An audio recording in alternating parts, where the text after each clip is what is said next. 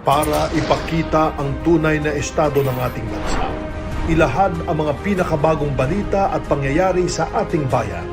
Ipaalam sa taong bayan ang katotohanan at ipaliwanag ang mga hakbang na ginagawa ng pamahalaan upang manatiling payapa at maiangat ang pamumuhay ng bawat Pilipino. Mula sa Pangulo ng Republika ng Pilipinas, Mayor Rodrigo Roa Duterte, ito ang Talk to the People. Well, it has been, I use the word, soul-bruising past few days. I have seen the devastation, the loss of lives, and the destruction of property. But these are the things that really we cannot avoid. We can only respond appropriately and just maybe there should be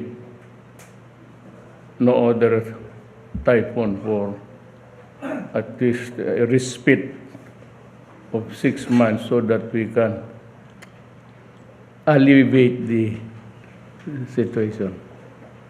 I've been traveling, napuntahan ko naman lahat at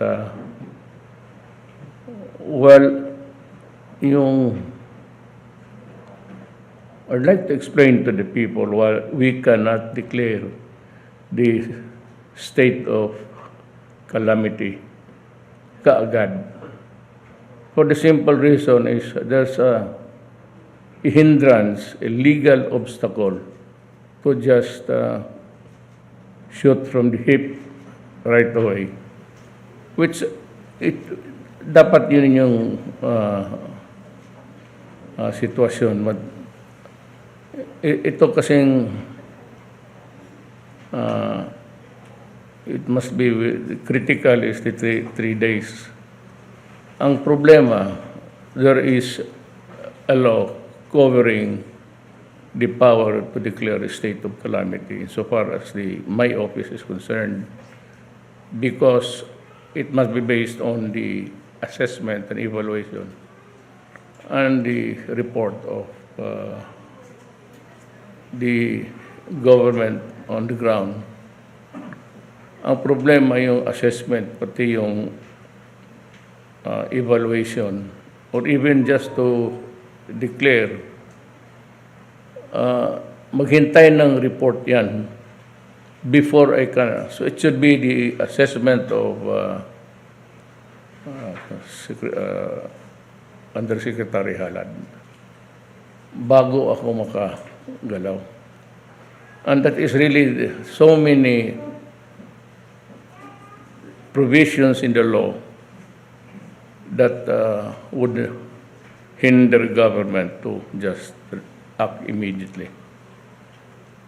Because, I said, there has to be, before the declaration, there has to be an evaluation and the assessment of damage before you can declare a state of calamity.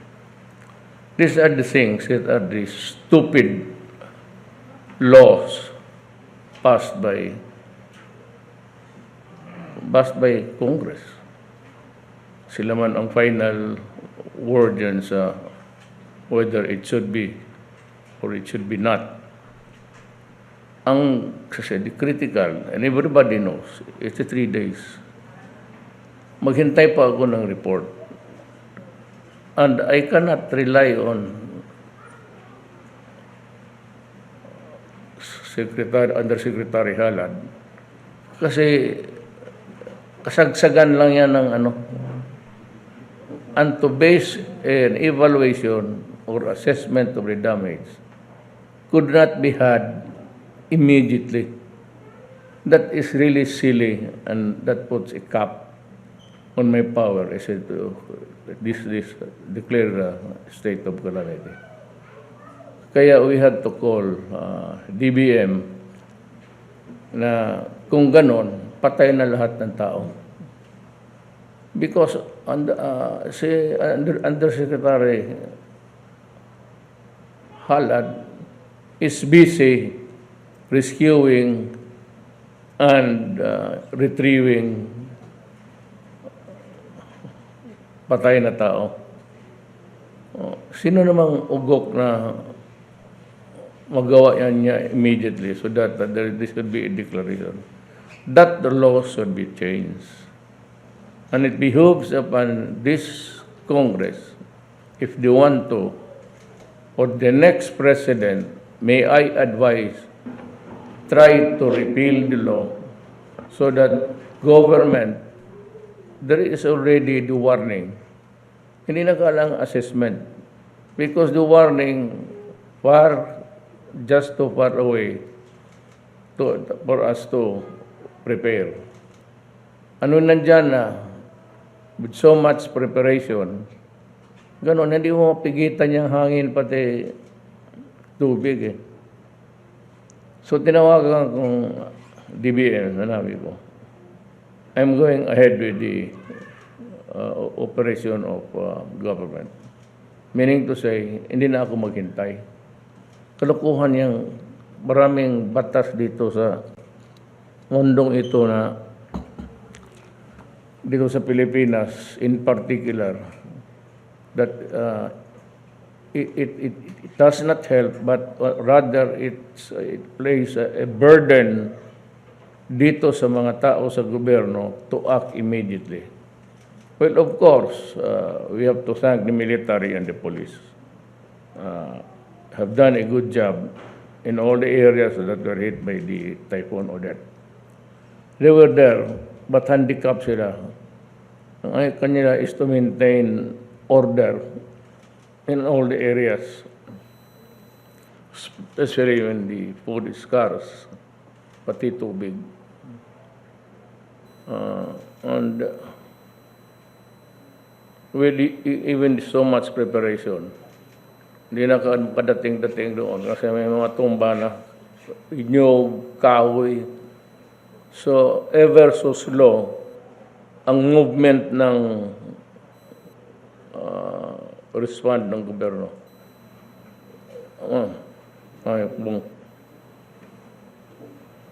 Nasabi ko na ito. Tayo man yung... So, tinawagan niya siya. Sabi ko, sabihin mo sa pakisabi na lang kay Sakuwa na hindi ko hintayin yung batas na to operate during a situation like this. Marami talagang batas na nakikita ko na hindi dapat yan sa statute books. An emergency is an emergency, and it is not dependent na because the extent of the damage would really be, it could not even be done in 1 month.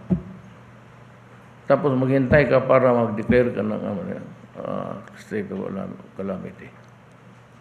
When you're able to draw funds and for the government machinery really to move faster.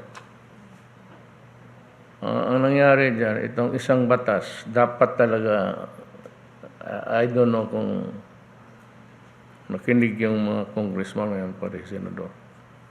They would leave a good law that can be applied immediately, right after or during the destruction and while there is still the wind and the tubig, na ano talaga ang tao.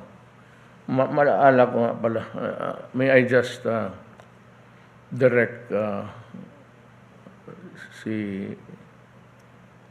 sino ba yung DSWD siguro, Ron. Makita mo doon sa ibang lugar, plastic yung over the heads. So, I don't know what's the correct translation of trapal. Well, is that those fabric or is it a plastic?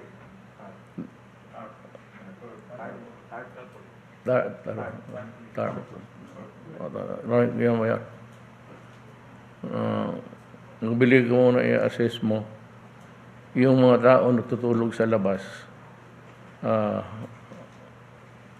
emergency. So,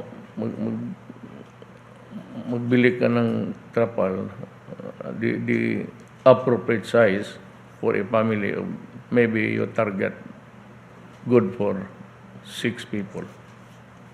Kasi ang trapal would protect the people from the cold. So gabi, natutulog na ang plastic.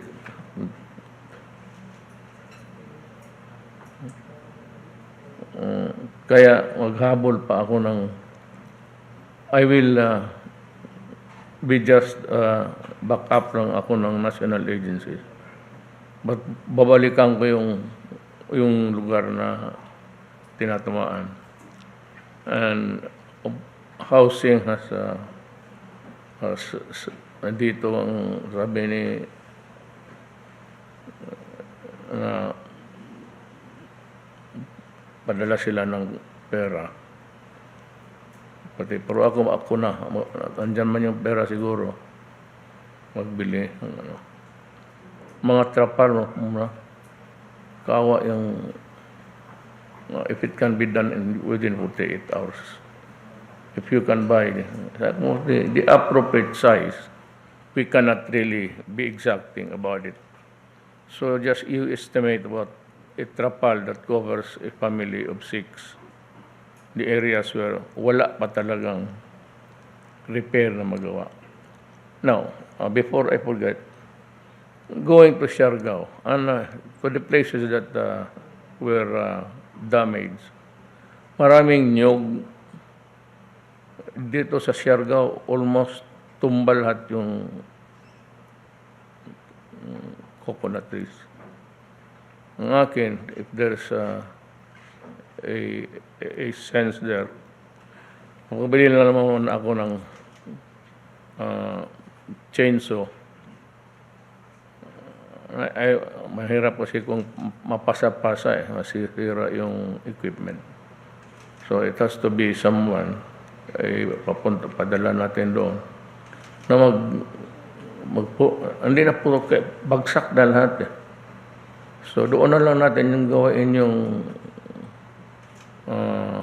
materials, get it from where yung tasira lahat. Yung nyug nagpatong-patong tumba, yun na lang ang gamitin natin. Wala nang kung sino yung may-ari ng mga lands that are planted with coconut tapos natumba. Ibigay mo na lang sa kapwa-tao mo. Kasi yung lumber doon ay sa Siargao kung magtayo ng mini sawmill doon. Madali ka. Diyan mismo nandiyan na yung kahoy. So it should come out as a lumber pero coconut. And that material is not really advisable to be used. But for a temporary, yun na lang muna. We can always baka pinturahan natin ng yung itim na para hindi masyado madami. Coconut kasi talagang pinturahan mo alkitran to at least slow down the deterioration until yung housing makagalaw. Ang ano talaga nilang yun is shelter. Food is available. Andyan si Rolly. Sabi niya, sufficient ang supply natin sa pagkain. Kaya natin. Ang problema kasi dito, sinabi ko na noon, experience, ako lang man siguro, si Secretary, si DPW, nandito, alam niya yan.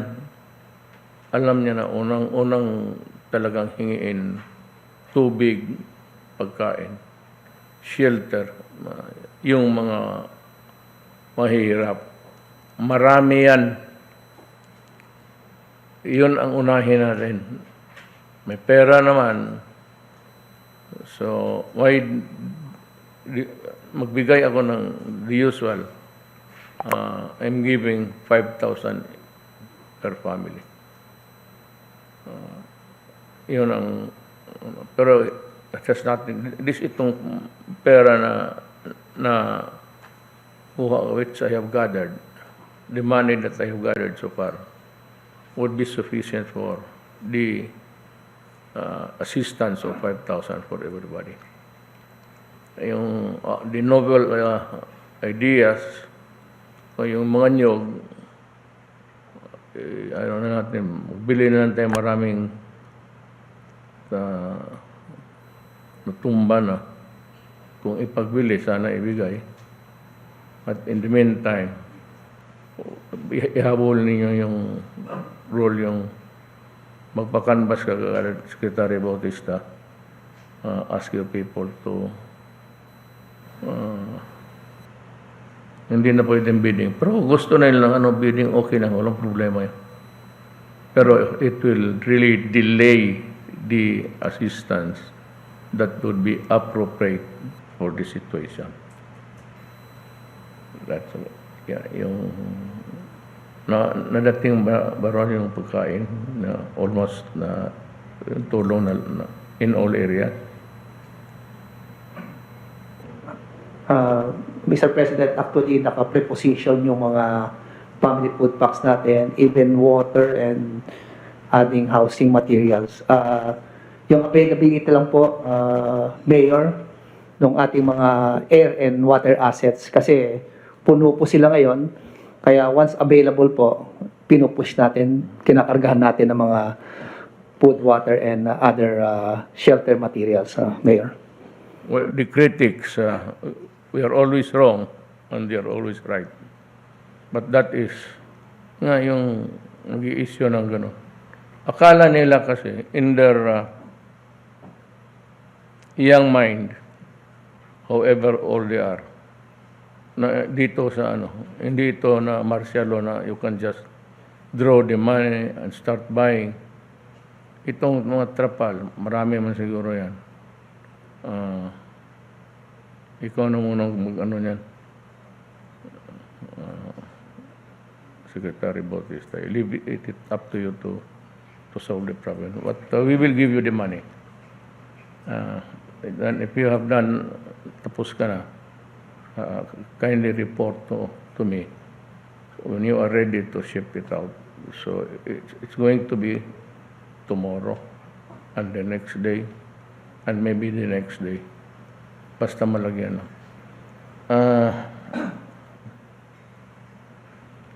Pagdating rong sa baba, yung the highest military or police on the ground in that area should supervise the distribution with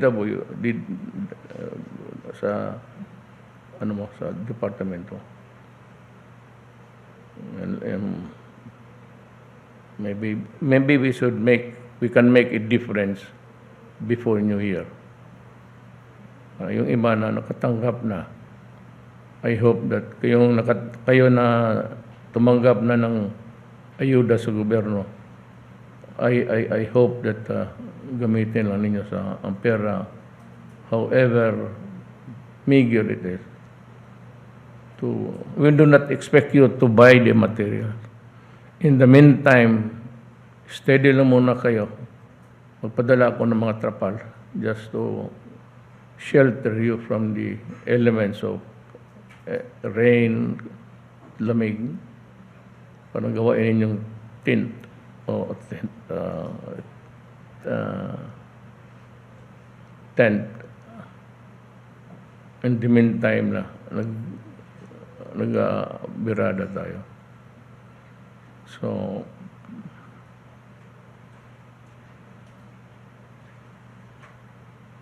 ako I just Ano pa ba yung... Well, anyway, let us begin with Secretary Lorenzana. If you have something to report. Thank you, Mr. President.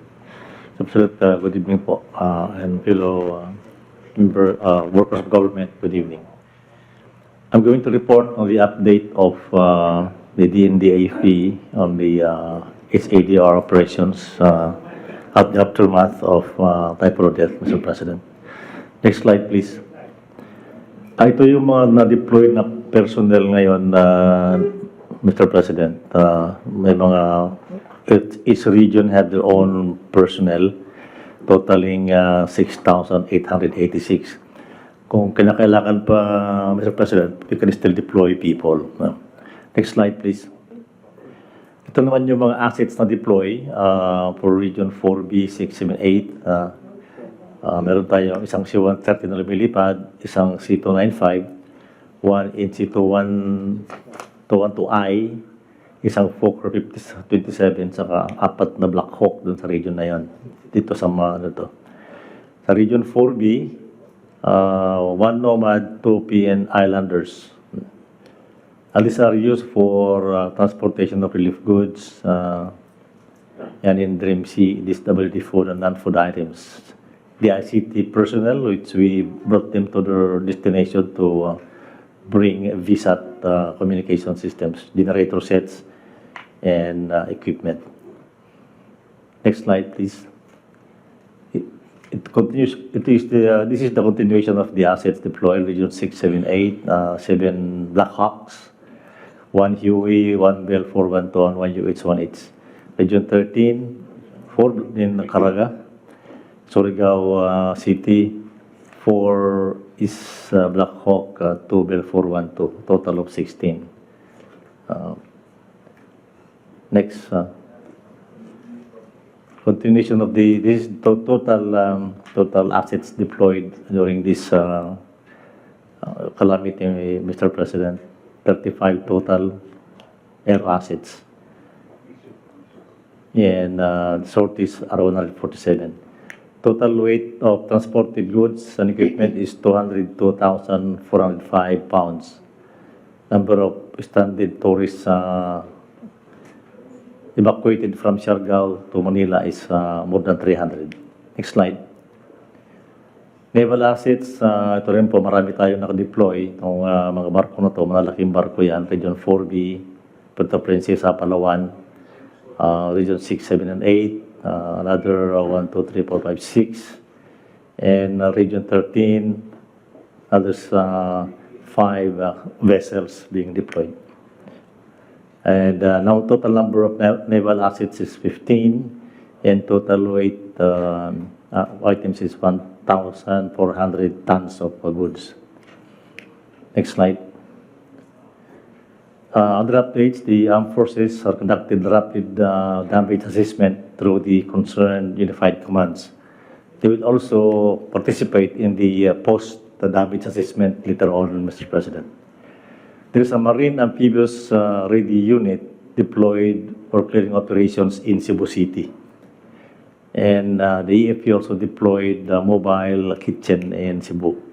And there is an carpentry team, AFP carpentry team in Southern Leyte to help to reconstruct destroyed houses and other facilities. Next slide. Ito po yung mga larawan ng mga kasagsagan ng bagyo just immediately after.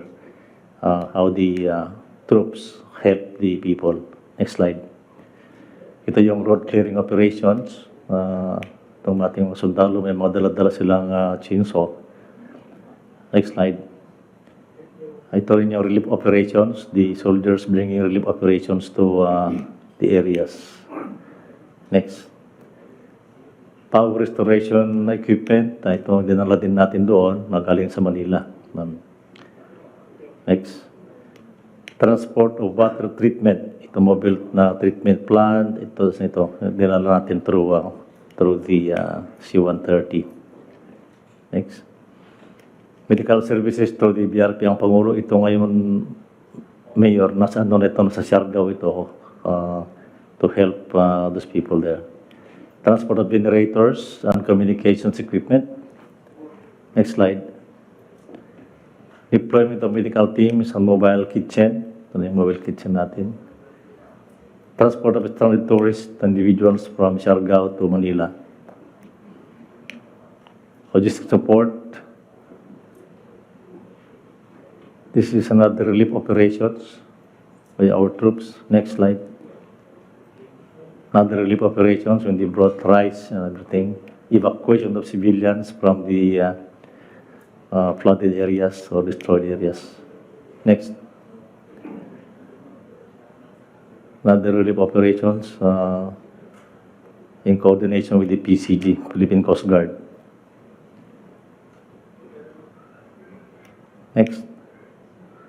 This is the Christmas drop for our troops in the KIG, Mr. President. Meron tayong siyam na features dyan. So nagdala, itong chopper na to, nakasakay ito sa isang barko nating malaki. And then kung malapit na sila doon sa islands, dadalhin nila yung mga, tapos ihuhulog lang doon sa island. So all 9 features receive their Christmas food and everything to celebrate the Christmas, Mr. President. Next. Ito yung Pag-asa. This is actually Pag-asa, Mr. President. Ito nakita niyo yung lechon na yan. Actually, Pag-asa was also devastated by the typhoons and we are also planning to rehabilitate it. Next slide. Christmas drop. Ito yung mga binagsak natin doon sa mga tropa natin sa mga islands. Next. Yan lang po, Mr. President, ang update ng Armed Forces relief operations. Thank you, Secretary Lorenzana. Many things outside of your mandate na kunti-kunti lang. But I am very happy to see the Coast Guard deploying their small craft to move around, and of course the Air Force.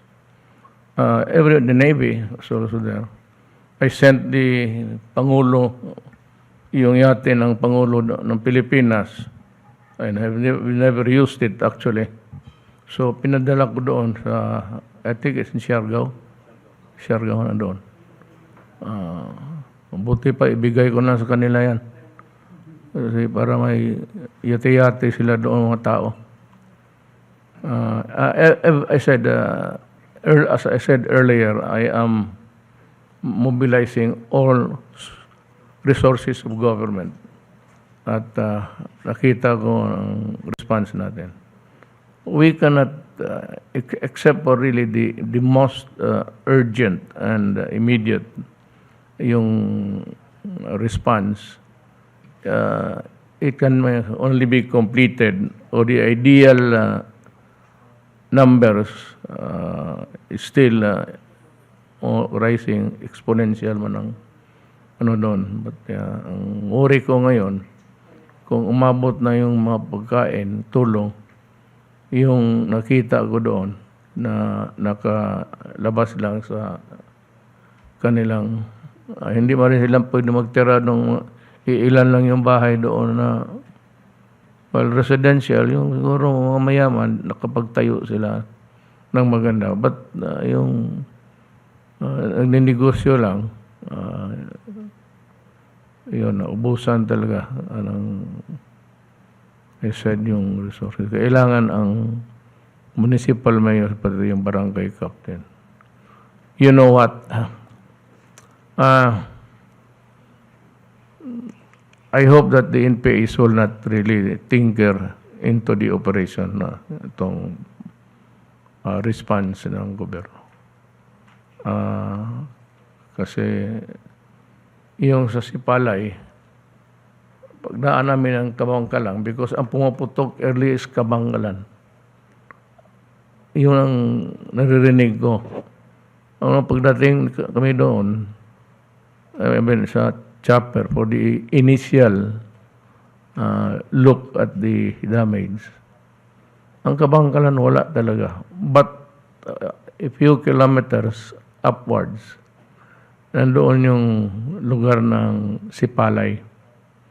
And what is really very scary was that I was with Secretary Anyo, were you there initially? Nung tinignan natin. Tingin kami sa taas. Kabangkalan was there was movement, almost normal. Pero sabi na sa Sipalay, naglipad kami doon, wala naman masyadong, yung may mga bahay pero hindi kasing marami sa ibang lugar. Kala namin everything was all right. So pabalik kami. When we landed doon sa pagbalik, sinabi namin, I was having a conference with government people. Doon ko nalaman na sa Sipalay, it was almost a quiet town. It's a city actually. How it became a city. Pero kala namin wala. Ang damage pala nila at hindi kaagad nalaman those living sa coastal. Tapos pagbaha yung mga bahay-bahay doon, little did we realize that so many people were carried away and homes were destroyed. No, pero papunta namin, even during that day, it was only later that we were informed na sa Sipalay, maraming na-damage, pati tao. So, kayong taga Sipalay, we convey to you our deepest condolences. Lalo na yung isang pamilya, dalawang pamilya na. So it's, I said, a soul-bruising experience for us all. The only way we can do that is how fast we can go back to normalcy. The first is really how we do it. We would like to know from the report so that we can craft the appropriate assistance. May I call on Secretary Anyo to... Magandang gabi po, Mr. President. Please put my slide.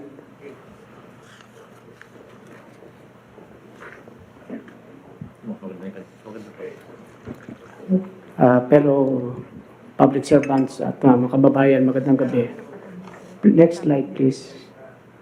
Ipakita lang po dito sa ating pag-monitor sa epekto ng Typhoon Odette. Nakita po natin na 4.2 million individuals po ang naapektuhan. At hanggang sa ngayon ay meron tayong 1,179 na mga evacuation centers na minomonitor kung saan almost about 570,000 po ang na-displaced.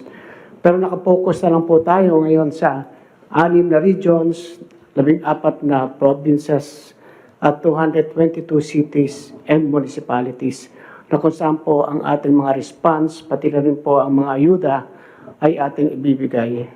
At makita po natin sa mga ibang related incidents na dala po ng bagyo, meron pa pong 21 flooded areas, meron pa pong mga tulay at kalsada na sira, at mga seaport at airports na hindi pa po nagiging functional. Next slide. Simula pa po ng day 1 ng ating bagyo, actually po kahit before dumating ang bagyo, ay ang ating mga uniformadong hanay, ang Philippine National Police, Bureau of Fire Protection, BGMP, along with the Armed Forces of the Philippines at Philippine Coast Guard, ay talagang nagsimula na po ng kanilang tinatawag na rescue operations. Kasama na po ang search and rescue. Ang ating pong Philippine National Police, aside sa mga territorial forces, ay meron pong 4,000 PNP personnel para sa search and rescue at reactionary standby support force. At ang ating pong Bureau of Fire Protection naman po, next slide, ay merong 10,500 personnel na nakakumit. Kasama na rin po yung mga fire trucks, rescue trucks, at iba pang mga kagamitan para po makatulong sa clearing operations. At sila rin po ay nagbigay ng medical assistance, water rationing, clearing operation, at nagpatakbo din ng mga open kitchens at feeding programs sa mga hard-hit areas. Ang ating Philippine National Police naman din po in partnership with the AP ay nagkakandak ng Christmas Drop 2021 hanggang matapos po ang buwan na ito. Next slide. Next slide.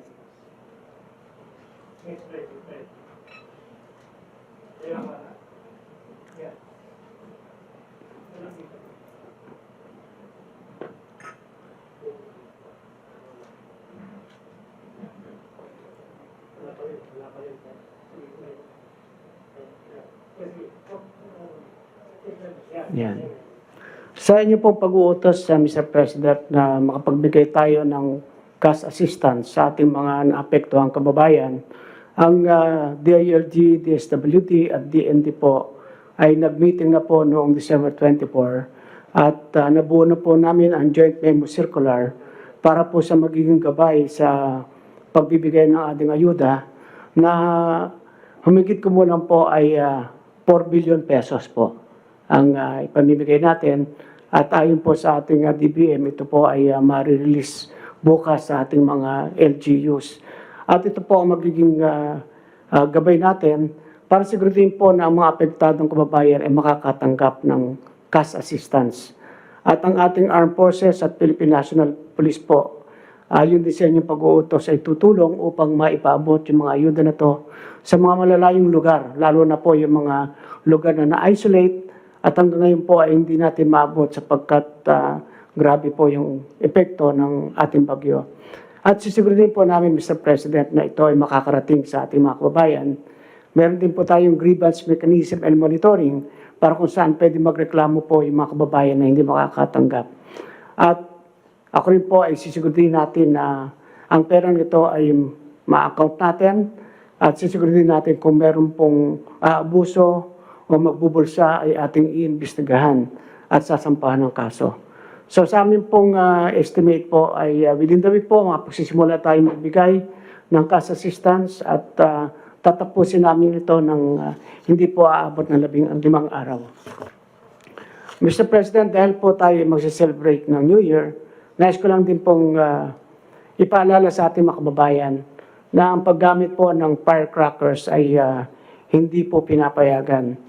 Kaya dito po sa Executive Order number 28, ipinapakita po natin na ang mga publiko ay dapat sumunod at ang ating mga lokal na pamahalaan sapagkat magpapatupad po tayo ng law enforcement through Executive Order number 28 na naglalayong regulahin, kontrolin ang pagbebenta at paggamit ng mga paputok o fireworks or firecrackers.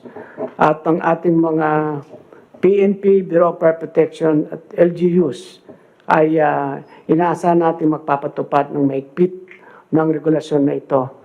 Ang ating LGUs ay pwede mag-designate ng community fireworks display o area na kinakailangan ay may pahintulot ang ating PNP at mayroong designated safety officer. Mas mabuti pa po sa ating mga babayan na talagang tahimik na lamang i-celebrate ang ating New Year para na rin iwas COVID at iwas disgrasya sa paputok. Yan lamang po, Mr. President. Maraming salamat po. Thank you, Secretary Anyo. May I call on the Health Secretary to... Magandang gabi po, Ginoong Pangulo, Mr. President, E.S. Madialdea, Senator Bongo, ang aking po mga kapwa miyembro ng kabinete at higit po sa lahat sa ating po mga kababayan. Muli, magbabahagi po ako ng updates mula po sa Department of Health ukol sa bagyong Odette, ang ating pong tugon dito, kasama din po ang ating kasalukuyang COVID-19 response. Next slide. Base sa pinakahuling ulat po, ay nakapagtala tayo ng halos 141 nasirang health facilities sa Regions 4B, 6, 7 at Caraga. At tinatayang aabot sa 195.4 million pesos ang halaga ng pinsalang dulot ng Bagyong Odette. Kabilang po dito ang 50 ospital, ang isang Center for Health Development ng Region 7, ang 45 barangay health stations, 41 rural health units, 2 provincial DOH offices, isang city health office at isa pong temporary treatment and monitoring facility. Next slide. Nakapagtala rin po tayo ng clustering ng waterborne diseases sa mga apektadong rehiyon at kasalukuyang tayong nakapagtala ng 80 kaso ng acute gastroenteritis or AGE na naka-admit sa Dinagat District Hospital.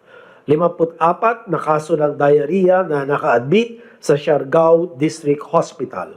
At 16 na kaso ng diarrhea sa Cebu na kasalukuyang kinukumpirma ng atin pong Region 7 Center for Health Development Regional Epidemiology and Surveillance Unit. Patuloy po ang ating pagmamonitor sa clustering ng mga waterborne diseases na ito, pati na rin po ang pagpapadala ng mga kinakailangang gamot at iba pang logistical support upang matugunan ang kanilang pangangailangan pangkalusugan. Next slide. Patuloy din po ang ating pag-aabot ng logistic slide prior to that, please. Slide prior to that, Secretariat. Hindi, prior. Ayan. Okay, patuloy din po ang ating pag-aabot ng logistical support para sa nasalantang mga rehiyon at umabot na po as of December 27 sa 22.1 million pesos ang halaga ng logistical support mula po sa DOH. 8.8 million pesos naman worth of drugs, medicines, medical supplies, health kits, kasama na rin po ang mga PPEs ang ating pong naibaba mula DOH Central Office sa Regions 4B, 6, 7, 10 at Caraga. At humigit kumulang 13.3 million pesos naman ang naibaba mula CHD 4B, 7, and Caraga sa kanilang mga apektadong lalawigan. Nakapaglaan na tayo ng abot sa 300 million pesos na pondo para sa pagpapaayos ng mga damaged health facilities. 100 million pesos each para sa Caraga at Central Visayas ang atin na ibabana sa regional offices nito December 24. Samantalang 30 million pesos sa Mimaropa at 70 million pesos para sa Eastern Visayas ang naibaba ngayong araw. At huli para sa ating pong Typhoon Odette response, mayroon 32 response teams ang nakadeploy sa iba't ibang rehiyon mula sa mga Centers for Health Development, local government units at non-government organizations. Specifically, meron po tayong nakadeploy na 11 response teams sa Caraga, 7 sa Regions 8 at 5 sa Region 7 upang magbigay ng medical assistance at magsagawa rin ng rapid health assessment and surveillance at 9 na response teams upang magsagawa ng rapid nutrition assessment. Dumako naman po tayo. Next slide. Sa ating pong usual COVID-19 updates at ngayon ika-27 ng Disyembre, ngayong taon nakapagtala tayo ng karagdagan 318 na bagong kaso at sa 318 na naidagdag sa ating mga kaso, 130 ay mula sa NCR, 51 sa Region 4A, 28 sa Region 3, 16 sa Region 11, 15 sa Region 6 at 78 naman po sa mga natitirang mga rehiyon. At para naman sa atin mga aktibong kaso, ang bilang ngayon ika-27 ng Disyembre ay nasa 9,579 or 0.34% ng ating mga kabuuan kaso. Mababa pa rin po ito at patuloy na bumababa ang ating pong mga aktibong kaso. Ang ating recoveries naman ay umabot na sa 2.7 million thereabouts at ang ating recovery rate ay nasa 97.86%. Ganun din po, tumataas ang ating recovery rate. Habang ang bilang ng mga namatay o pumanaw ay nasa 51,211 cumulative at ang ating pong case fatality rate ay nananatili sa 1.8%. Ang ating positivity rate naman ay kasalukuyan nasa 1.4% nitong December 19 to 25. Mas mataas po ito kumpara sa 0.9% na naitala noong December 12 to 18. At nakakita na rin po tayo, Mr. President, ng pagbaba ng demand for testing at daily RT-PCR testing output na kasalukuyang nasa 26,356 tests kada araw. Pero banggitin ko lang po na ito po nakaraan December 25 at December 26 ay talagang mas mababa pa po ang ating testing output, Mr. President, dahil nga ay marami pong mga laboratorio na nagsara at sa ibabaw noon ay mababa na rin naman po talaga yung demand for testing ito po mga nakaraan linggo. At huli, nananatiling nasa low risk naman ang ating pong national utilization rates, 17% para sa bed utilization rate, 18% para sa ICU beds, at 10% para sa mechanical ventilators. So bilang huling pagbubuod, Mr. President, patuloy namin sinusubaybayan ang mga kaganapan sa Visayas and Mindanao upang makapaghatid ng mga kinakailangan tulong at serbisyong pangkalusugan para sa mga nasalanta ng bagyong Odette.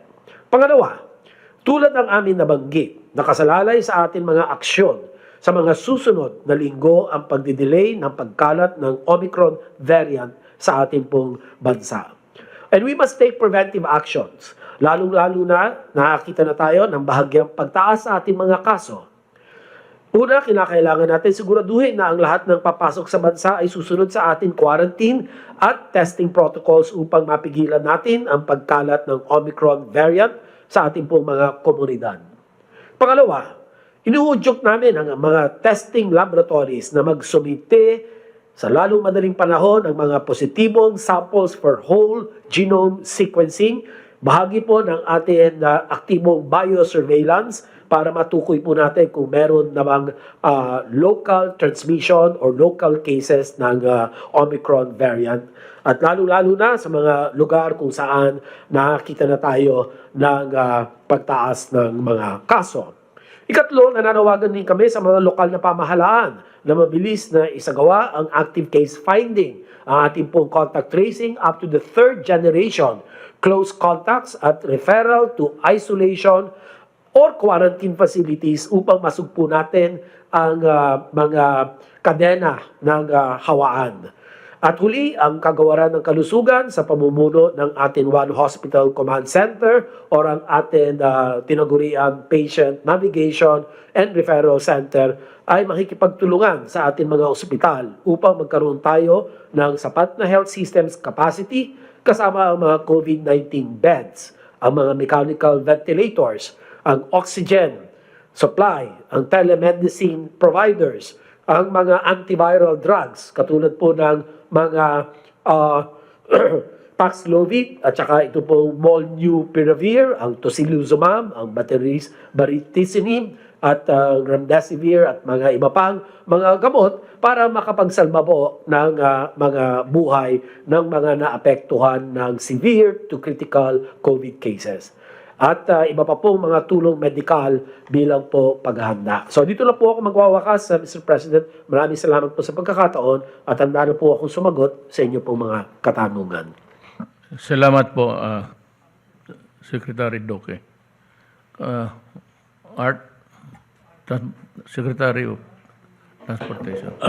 Salamat po, Mr. President, sa oportunidad na pinibigay ninyo upang ilahad namin sa inyo at sa sambayanan ang mga bagay-bagay na ginagawa ng kagawaran ng transportasyon dito ho sa panahon ng Odette, before, during, and after.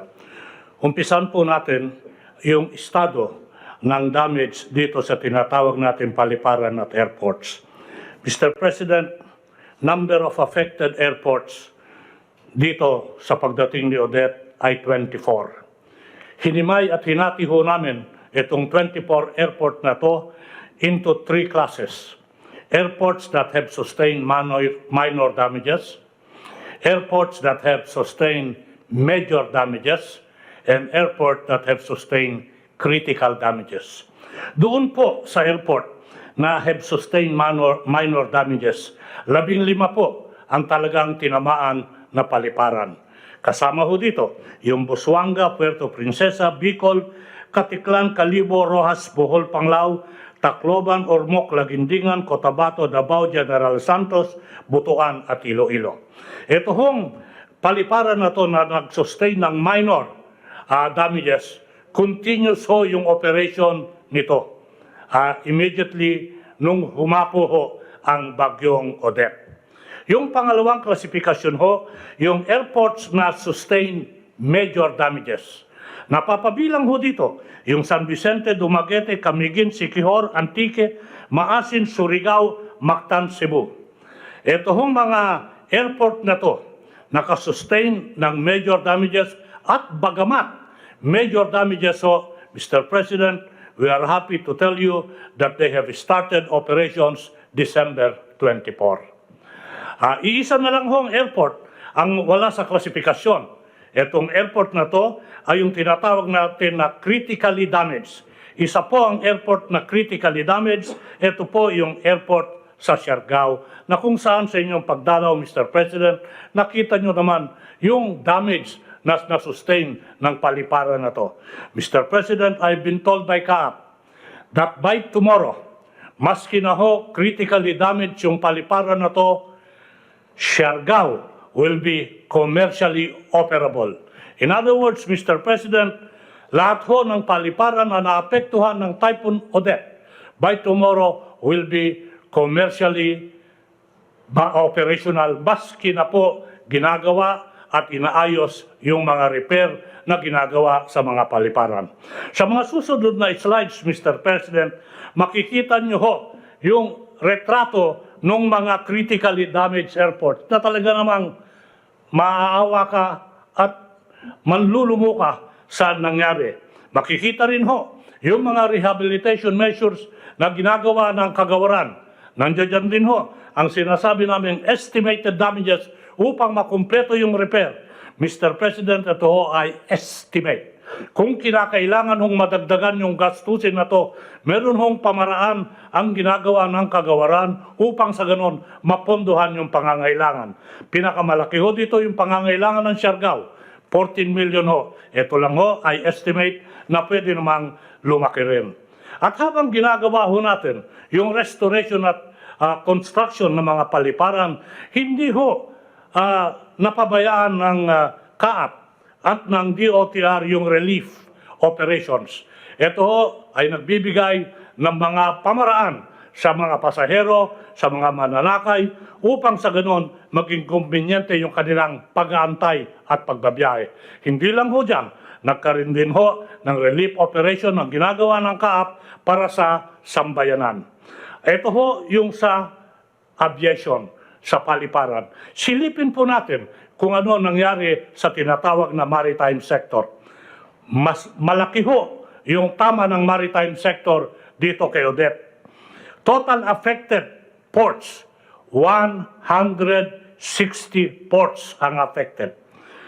Pero doon sa 160 ports, Mr. President, 126 so ang fully operational, 25 ang partially operational, at siyam ay critically damaged. Ibig sabihin, nasira yung tinatawag natin na rampa, yung dock, yung pier, hindi ho magiging operational. Nagkaroon ho kami ng pamaraan at estimate budgeting upang sa ganon, mapabilis namin yung pagkumpunin itong critically damaged non-operational port. Makikita ho na kung gagawin namin ang pamaraan upang mapadali yung construction, dalawa ho yung guiding principle namin. Una ho, we will not sacrifice the quality of port. Number two, we will not sacrifice the reasonability of cost and budgetary estimate. Makikita ho sa mga susunod na slide kung ano ang nangyari sa Maasin, sa Port of San Ricardo, at nakikita nyo naman na talagang talaga hong critically damaged. Critically damaged din ho yung Port of Getafe, Tapal at Talibon na talaga namang naperwisyo ang ating mga kababayan. Remember, ang Pilipinas ho ay archipelago. Malaking impact ho kung nasira yung puerto. Kaya nga ba't yung pagtama sa atin ng damage sa puerto ay nakakabigat sa ating pag-recover dito sa Odette, pag-recover sa ating economic growth. Sabihin ko lang po, ang ginawa ng ating PPA at ng Cebu Port Authority sa kasagsagan ng damages. Ang PPA ho, waived port fees for activities related to relief operation. Walang bayad, winaive ho yan. Priority and special lanes were given to vehicles, equipment and cargoes used for relief and recovery operation. The Cebu Port Authority suspended the collection of passenger terminal fees at the Cebu base port and in other terminals severely damaged by Odette. Food and snacks were given to stranded passengers in PPA and CPA operating activities. Alam niyo ho, sabihin ko lang ho, doon sa mga puerto na kung nasaan merong kaganapan, may shower pa rin hong ibinibigay ang PPA para nang sa ganon makadagdag sa comfort and convenience ng mga pasaherong stranded. Makikita ho dyan ang mga ginawa natin sa susunod na slides, ang mga recovery, rehabilitation, at relief and rescue na ginagawa ng ating mga tauhan at pamunuan sa PPA at Cebu Port Authority. Itong slide na sasabihin ko, mahalaga ho ito. Ito ho yung inventaryo of affected routes and availability of shipping services. Tignan nyo ho na yung number of affected routes, 40. Noon ho, ang nagseserbisyong mga sasakyan, barko at vessels prior to Odette, 119. Ito ho yung kaganapan bago mag-Odette. Ngayon po, doon ho sa pagdating ni Odette and immediately thereafter, ang inventaryo ho namin, out of 119, 65 na lang yung vessels. Ibig sabihin, may kakulangan. Ibig sabihin, diyan sa kakulangan na yon, nagdadagdag ng inconvenience sa ating mga kababayan yan. Tignan nyo rin ho, na yung number of non-operational and fully damaged ship, ibig sabihin, yung mga nasalantayo na perwisyo na damage ni Odette, 45.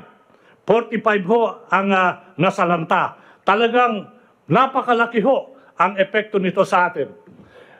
Ngayon, para ma-address ho yung kakulangan ng ating mga vessels, dalawa yung agarang ginagawa ng inyong kagawaran, Mr. President. Una ho, through Marina, nagpapa-issue kami ng special ship upon your instructions 2 days ago, na kung saan nagbibigay ng special permit para mag-operate. Naka-issue na ho sila ng siyam. Kailangan pa ho namin siguro doblehin yan. At habang ginagawa ito, napakalaking bagay ho yung Philippine Coast Guard. Because of their vessel facilities, nag-iikot at rumirelyebo ang Philippine Coast Guard. Hindi lang ho ang Philippine Coast Guard na sa relief and rescue operation, sila rin ho ay tumutulong punuan yung kakulangan, yung pangangailangan ng mga vessels.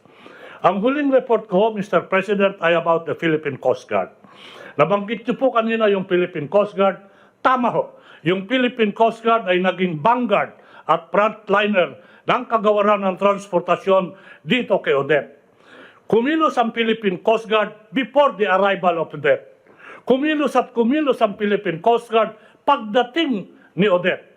At habang umalis na si Odette, patuloy pa rin na kumikilos ang Philippine Coast Guard sa relief and rescue operation.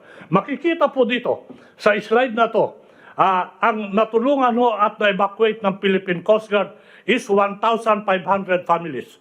1,500 lang? Hindi ho. Yung family is defined as 3 to 5. Yung tatay, yung nanay, yung anak. Ganyan ho karami ang na-rescue at tinulungan ng Philippine Coast Guard dito sa pagdalaw ng buwisit na Odette. Dito ho, makikita rin ho sa mga slides na to, yung mga talagang kontribusyon ng Philippine Coast Guard, yung dedication nila sa kanilang trabaho, exposing their life and limb for the interest of our kababayan. Pinagmamalaki ko kung ipakita yung mga slides na yan na kung saan pinapakita ng Coast Guard na sila ay pang-relief, pang-rescue, pang-alaga sa kababayan, pangangasiwa at pag-secure ng West Philippine Sea. Tignan nyo ho, yung mga relief goods na na-transport ng Philippine Coast Guard. Sa 5 region, yung Philippine Coast Guard ho was able to transport 393 tons during the time of death. Napakarami ho niyan. Tumigil na ho ba sila? Hindi ho. Ngayon ho, dahil sa pangangailangan hindi lang sa pagkain, medisina, tubig at gasolina sa konstruksyon, nakipag-usap ako sa Philippine Coast Guard with Commander Laroya na kung saan prinograma namin yung mga vessel na pwedeng magamit ho para i-transport yung shelter facilities, yung sa construction materials. Ito ho ang ginagawa ng Philippine Coast Guard. At habang ginagawa ng Philippine Coast Guard ito, ng PPA, ng CAAP, Sir, sa DOTR ho, Mr. President, yung mga empleyado natin dyan, kasama at LTO at LTFRB, nagkusahong nagkontribusyon silang personal na itong kontribusyon na to, goods, tubig, bigas, linikom at binigay sa Coast Guard at ang Coast Guard ay nag-transport nito. Ang ibig hong sabihin, habang ang kagawaran ng transportasyon, habang ginagawa ang kanilang trabaho, hindi lang ho muscle and brawn ang ginagamit, puso, nakikiisa. Yung men and women of the Department of Transportation na ipakita yung oneness, belonging, and sympathy to the people that have been ravaged by Odette. Yun lang ho, Mr. President. Maraming salamat ho.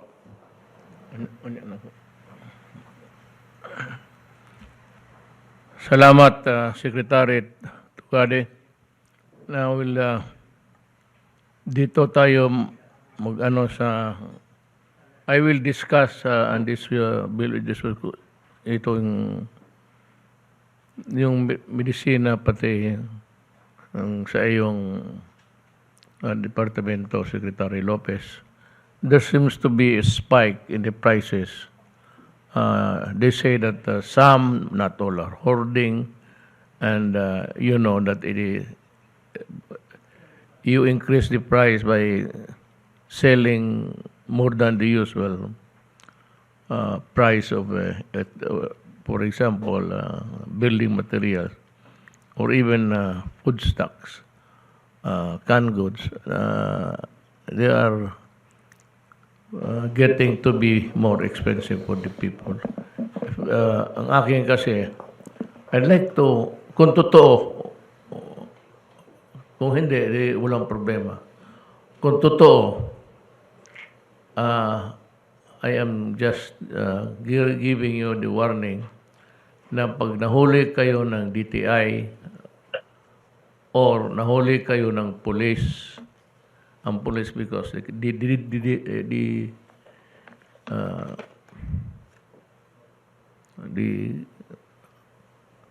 jurisdiction dito sa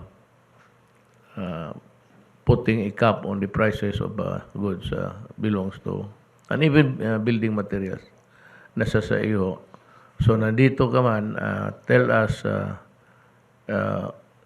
if there has been a violation or violations during this time, because you can identify them, and the Philippine National Police, we will ask them to arrest the hoarders and people who are taking advantage of the situation.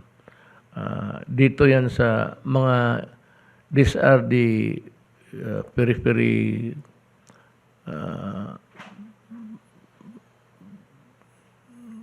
mga hardware sa mga capital nila sa for example, ang province and cities na are still operating.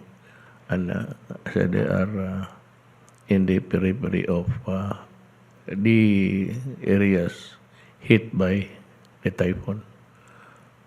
Could you tell us, ang una ko dito, what I'm worried is really we have to put a stop on this, and probably you can go ahead and cap the prices of the goods available, especially medicine. Yes. Thank you, Mr. President, Mayor. Magandang gabi ho, Senator Bongo ES, mga kasama sa kabinete, ang mga kababayan. Tama ho, Mr. President, kasama ho sa report natin, i-advance ko lang yung part na yon na una-una, nung mga nag-declare ng state of calamity, nag-umpisa na yung ating price cap. No? So may price control na tayo, ibig sabihin ay yung price freeze natin, kung ano yung presyo bago mag-pandemic at bago magbagyo, yun po dapat ang presyo, hindi gagalaw.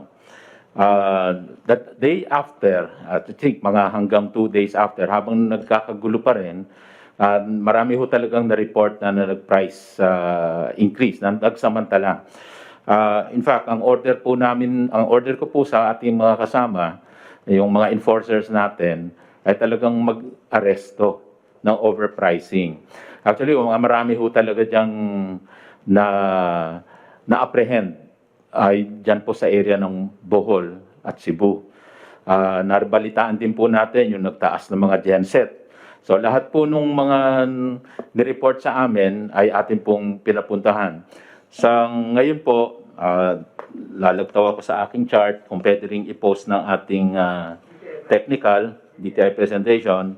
1, 2, 3. Yung pang-apat na slide, nag-issue na ho tayo ng, base sa mga nireport sa atin, mga 50 na explanation letters, 50 na inquiry letters, at yung kasunod doon ay kaso, pagka ito po ay hindi talaga sa atin explain yung pagtaas ng presyo na yon. At after po na-apprehend sila, actually ho, Mr. President, kinokorek ho nila. No? So tayo ho talaga nakatutok dun sa mga nabalitaan natin na merong mga pag-increase ng presyo. After that ho, report ko lang ho na, for example, ang marami ring nag-report sa atin, yung presyo ng fuel na pinilahan, kasi right the day after, nagkaroon ng shortage. Nandun ng fuel, pero hindi ka agad maipump. So talagang may ganun supply and demand, nagdoble, triple, 120 to 180 pesos per liter para lang magkaroon ng gasolina yung mga gustong bumili. After ho na reprimand, ang prices ho ngayon, like sa Maasin City, Macrohon, Southern Leyte, pati sa Caraga Region, ay nagre-range na sa below 50 at saka balik na siya sa below 50 hanggang 56 pesos per liter. Ibig sabihin, ito ho ay after nagkaroon tayo ng pagsupil dun sa mga nag-violate ng mga presyo. Pakitaas lang yung slides natin. Yeah. Okay, yan. Okay, so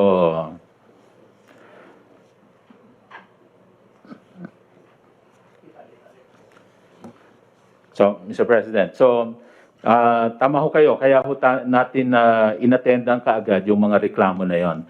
Pero ngayon, Mr. President, dahil ho nakita nila na nanguhuli na ang DTI at nagpatulong din kami sa CIDG, sa PNP, tumino na yung ating mga nagtitinda. No? So, yun ho yung ngayon, estado natin ngayon. Minonitor din ho natin yung mga nagsara na mga tindahan dahil critically damaged yung mga tindahan, mga groceries and supermarkets. Karamihan po dito sa mga regions na naapektuhan, actually makikita po natin yung Bohol na lang ang marami pang sarado. Talagang heavily damaged, 136 ang sarado pa, 104 ay open. Karamihan po, at pati sa Surigao, Del Norte, at saka Dinagat, dyan yung mas maraming nagsara kesa sa bukas sa ngayon, Mr. President, because of the critically damaged. And that's the reason po, talagang maraming nagkaroon ng paghihirap sa pagkuha ng mga basic necessities. Sa ngayon ho, ang experience natin sa pag-ikot din natin, dahil sumama po tayo, sumama po ako sa inyo, nakita natin ang talagang pangangailangan ay yung pagkain. Pagkain, tubig, at yun naman po yung binibigay ng DSWD. At tuloy-tuloy naman po yun. Actually, ang kailangan ho talaga nila yung relief goods dahil kung tutuusin, hindi ho lahat may pambili rin ng mga basic necessities na yon. Again, babalikan ko po yung sa profiteering na yung nag-monitor tayong establishments in Bohol, 52% compliant to SRP. Sa Cebu, 99% establishments are compliant. At yung nakwento ko kanina, na-issuehan natin yung mga violators, mga 50 na po. Ang Local Price Coordinating Council, tuloy-tuloy ang monitoring po nila. Sa Region 10, meron hong 8 na issue na letter of inquiry at 7 na show cause order sa Misamis Oriental. Pagdating ho sa supply, nakita ho natin na may kakulangan pa pagdating ho sa rice, bottled water, at fuel sa ibang lugar. Region 6, ganun din po, pati sa Region 7. Ngayon, stocks are being replenished coming from adjacent regions. Kaya ho, para tuloy-tuloy lang yung supply dun sa mga lugar na yon. Sa mga construction materials, so gensets, emergency lights are being brought right now. Dinadala po dun ng mga retailers at mga suppliers dun sa mga affected areas. In fact, ngayon po, may mga containers na dumating sa Cebu at kasama na rin po, may genset din na dumating sa Tawiz, sa Bohol. Mga genset supply. At in 2 days, meron pang mga ibang construction materials na darating sa Bohol. Pero ito po yung mga construction materials na nasa hardware. Alam po natin na ang immediate na pangailangan, tulad nung sinabi nyo kanina, actually ito sa walang kayang bumili. Kaya kailangan tayo magbigay immediately yung sinasabi po ninyong trapal, yung temporary solution. At over time, ang ating ibang ahensya, NHA, Housing, can provide also yung mga iba pang construction materials na dun, lalo na sa mga walang kayang bumili. Pero itong mga dinideliver ng mga hardware, ito ho yung binibili ng pangkaraniwan. Yung mga ika nga ay yung kayang bumili ng mga construction materials. On the part of DTI po, yung moving forward po yung sa amin yung pagbigay ng kabuhayan packages. In all our visits, in-identify po, nag-a-assess po tayo ng mga kailangan tulungan na mga maliliit, yung mga micro SME. Kaya sa amin po, ang kailangan maka-assess kami sino yung naapektuhan yung mga paninda nila. Paninda sa palengke, may karinderya. Yun ho yung aming ina-assess ngayon, yung pangkabuhayan, para mabigyan ng pangkabuhayan. Ang estimate po namin, mga 2,000 ang magiging beneficiary per probinsya na naapektuhan. Kung 2,000 yan, at bawat isa, ang programa ho natin, 8,000 to 10,000 kada micro-entrepreneur, yung beneficiary, para mabigyan ng pangkabuhayan package. So, estimate po natin, mga 20 million allocation per province. So, total po, immediately, mga 100 to 150 million pesos ang ating magiging initial assistance. Sa ngayon, ang ready po ang DTI na meron na kaming immediate na pwedeng ibigay ngayon.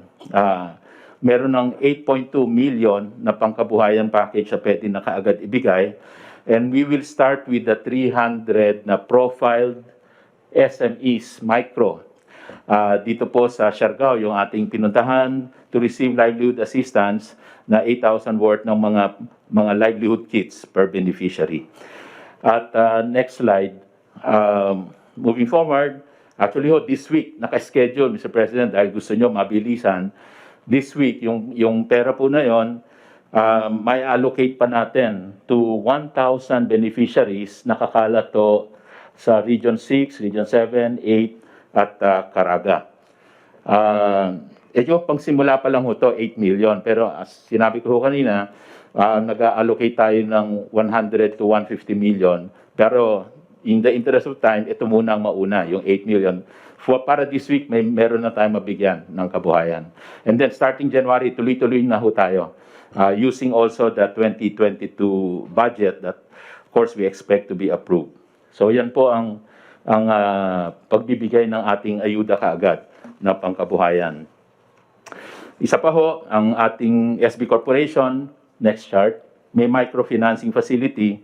Nag-agree ho kami sa board ng SB Corp mag-allocate ng 500 million pesos. Pero ito ho yung microfinancing kung saan zero interest, walang collateral, at 6 months to 1 year grace period, yung wala mo nang babayaran para talagang magaan para ho sa mga beneficiary.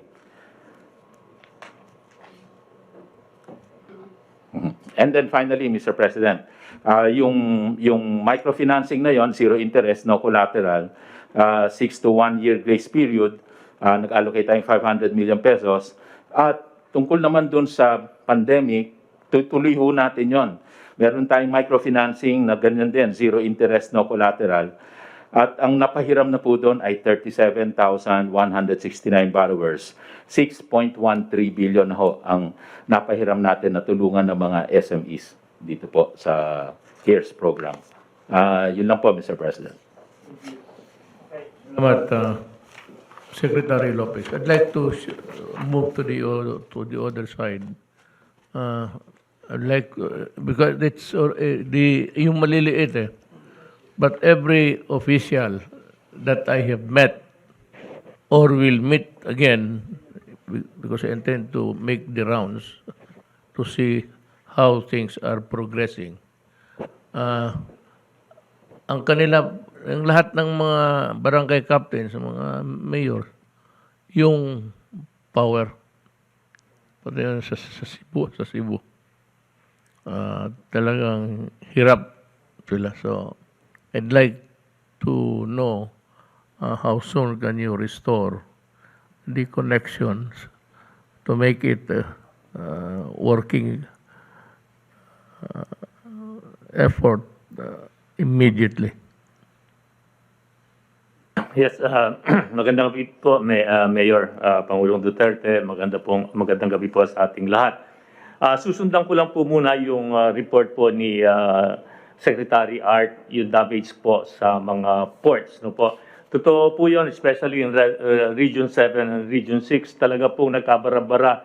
At dun po sa pier mismo, dun po nalubog yung ibang barko. And some of those vessels that were damaged were tankers, Mayor. No? So, because of this damage sa port, nagkaroon po ng bottleneck ng pag-ship ng petroleum from Cebu going to Bohol, Leyte, and yun po naman in-address agad nating mabuti, Mayor. Talaga pong at nagpapasalamat po ako sa pagtutulong-tulong, especially the Visayas Command po. Kahapon po nasa Cebu ako at nagpulong po kami doon kasama yung Visayas Command and other agencies, DOTR, and in-address nga po namin yung problema nung sa pier congestion na nangyayari dahil nga po doon sa damage sa mga ports. And they are very, very supportive under the General Daus. And in fact, we agreed to support everybody, including security, the clearing, the cutting, the engineering brigade para mapabilis po yung trabaho. And I'm very thankful for the support of the other agencies.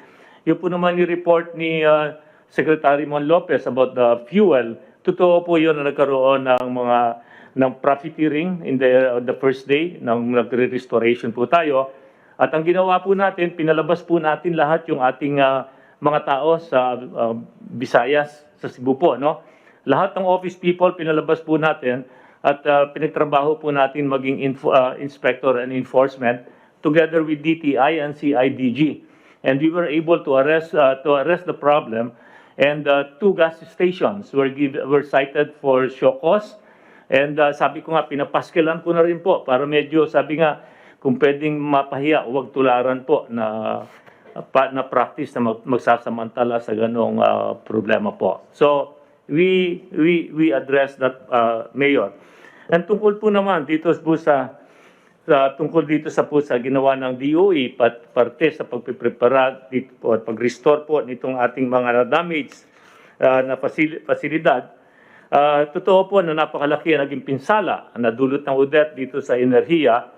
At sa December 21 pa lang po, nagkaroon na po tayo ng preparasyon. Task Force Energy Resiliency, we convened po, together with other agencies and private sectors, looking at the downstream, yung pong petrolyo at yung pong electricity. Ito po namang ating Task Force Energy Resiliency, sinimulan po natin ito during this administration, and this is already institutionalized at DOE. So let me present to you the power situation and then the effects on oil supply, action taken, and way forward po. Tungkol po naman dito sa power sector po, there are three major items or major parts of the energy sector, and that is the generation, which is composed of other private players, dito mga generation companies.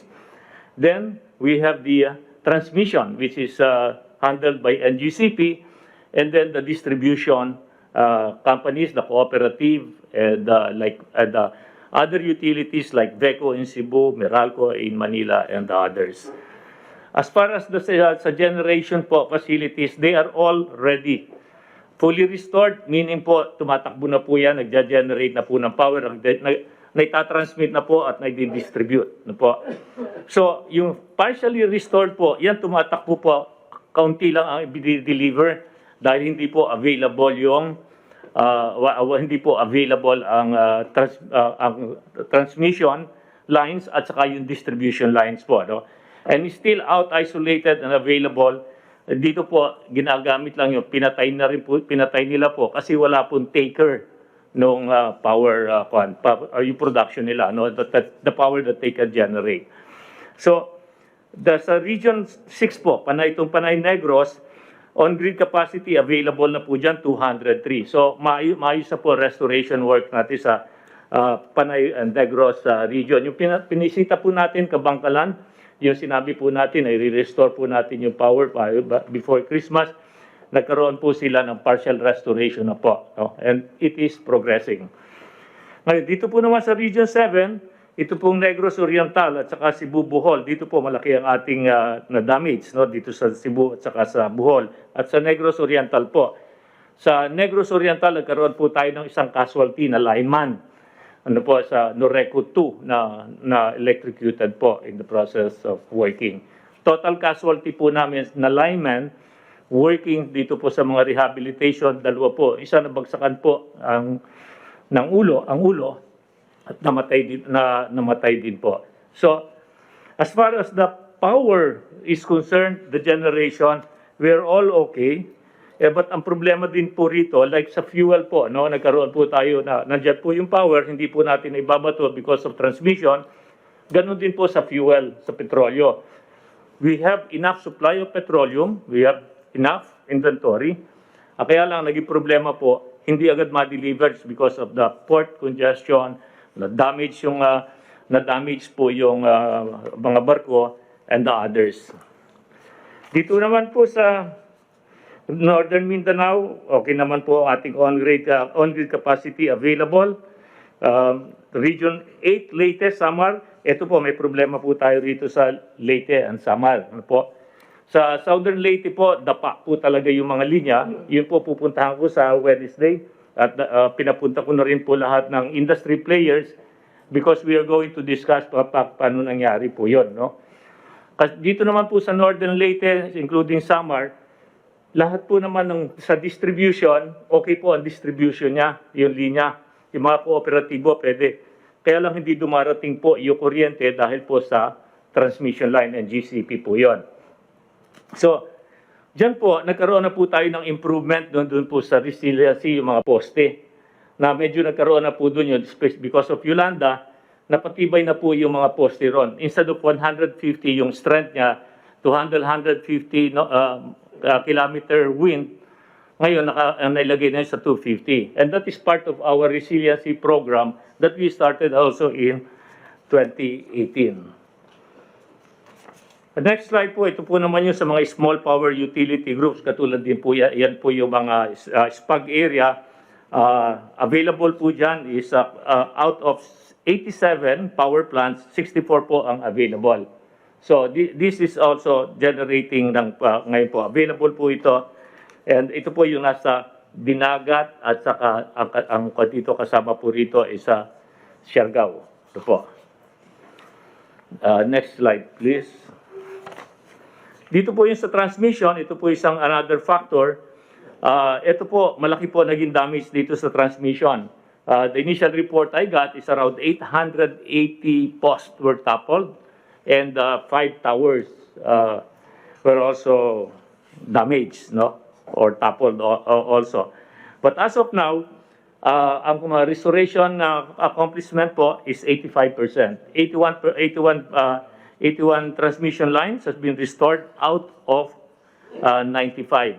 And dito makikita natin sa next slide that the latest SAMR, we have 22, 18 has been restored. Ito yung PAT, ito po yung sa may Southern Leyte. Ito naman sa Cebu, may 3 pa po tayong i-restore. Ang problema malaki po dito sa Bohol.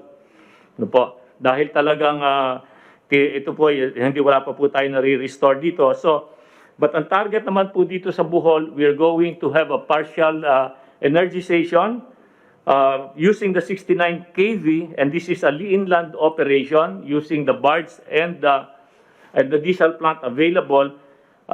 Magkakaroon po tayo rito ng target restoration by December 31, Buheco 1, 33%, Buheco 2, 37%, and BLCI. Ito po yung itong 50% po, ito po yung sa Tagbilaran at Panglao area. Ang sa Cebu naman po, ang target po natin dito, as of yesterday, we had already around 40,000 na household may electricity po. Ang karamihan po doon, inuna natin yung mga vital industries, vital installation po. Hospital, water pumps, and yung mga sa mga export processing po, yung plants, no, nauna na rin po yung mga yan. Saka of course, yung sa vaccine storage po, no. So nandun na po rin yon. So ang VECO, ito sa Cebu po, target dapat today, ang target na today is 58,000 household ang mabibigyan. Pero sa ngayon po, nagkaroon na po sila ng 61,000 po. So they're moving ahead of target, and by December 30, their target is 30, but I'm confident that they will go beyond that. And by January 10, hopefully, ang kon po is that minimum 80% energized po ang Cebu province po. Ganon din po yung sa Mactan, kasama po yung sa Mactan energization. Ito po naman sa mga cooperatives po. Ang affected cooperatives po, number of affected cooperatives 74, ang normal operation po 48, and partial power interruption 19 po. So, number of municipalities for restoration, 167 out of 937, so 17.8% restored na po siya. And this involves 2,140 household connections. Ito po. So, ito po, kaya malaki po, babalik po ito po sa area ng Buheco, sa Bohol po ito, Buheco, then Cebu, and then Dinagat, Dialco, kasama po rito yung sa Siargao and Suleco. Ito Siargao at Dialco po, magkakaroon din po sila ng target by December 30 na around 30% energization. There are 683 out of 937 municipalities fully restored and 87 partially restored, or 72.89% accomplishment po. No? Sa next slide, please. Ngayon, para po naman mapabilis yung trabaho, meron po tayong task force kapatid. No po, ito po yung pagtutulong-tulong ng ibang kooperatiba na hindi apektado na pumunta sa Cebu, pumunta sa Dinagat, pumunta sa Bohol and other areas. Sama-sama po rito na nag-report.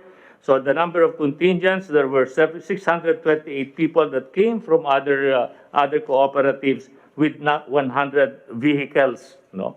And again, ito po, nakarating po doon sa tulong din po ng ating Navy and Coast Guard, PPA, CPA, and the others.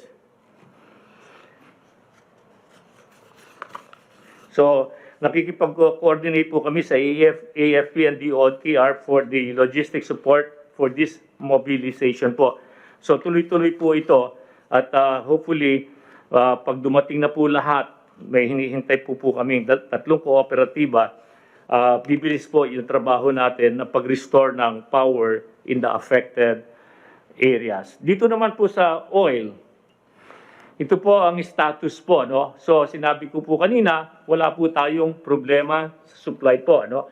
Makikita ninyo sa left column, Region 4, 17 days, 13 days for Region 6, Region 7, 18 days, Region 8, 18 days, Region 10, 59 days, and Region 13, 13 days. Ngayon, ang naging problema lang po natin dito sa fuel po, yun pong blending. Kasi by law, we have to blend gasoline with ethanol, no, 10%. Nagka-problema po doon. So what we immediately did was to suspend it, no? Was to suspend the blending. Ang blending naman yun para po sa energy security at saka sa environment. And ang naging epekto rin naman doon, ipinasa natin sa tao yung savings, no? Na nakuha doon, 2 piso. So bumaba.